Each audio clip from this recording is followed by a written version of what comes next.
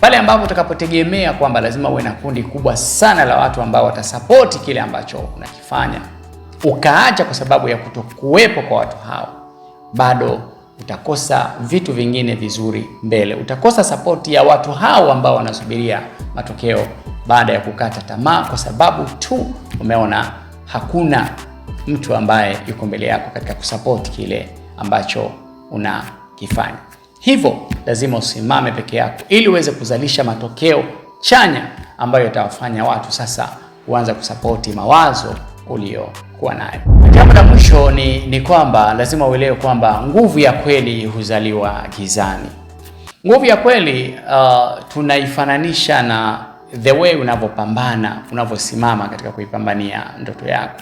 Lazima uelewe kwamba leo umesimama katika kuhakikisha kwamba unaipambania ndoto yako.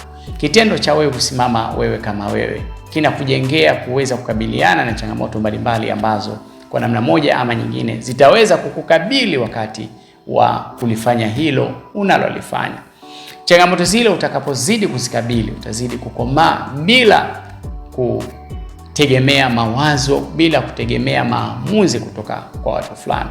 Na mwisho wa siku hata ikafikia hatua kwa namna moja ama nyingine wazo lako likakua, likafikia katika hatua ambayo ni kubwa, utakuwa na uwezo wa kukabiliana na changamoto kwa sababu ulitoka kwenye kiza ambacho kwa namna moja sasa kuna mwanga ambao unauona kupitia ndoto ambayo dhania kwamba ndoto hii inaweza ikakupeleka mahala palipo salama.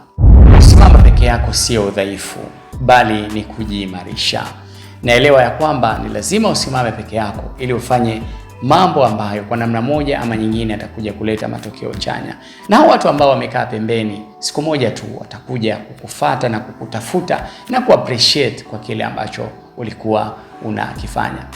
Usikate tamaa, simama imara kuhakikisha kwamba unaipambania ndoto yako, ambayo ndoto hiyo ni ya umuhimu sana katika dira na mwelekeo wa maisha yako.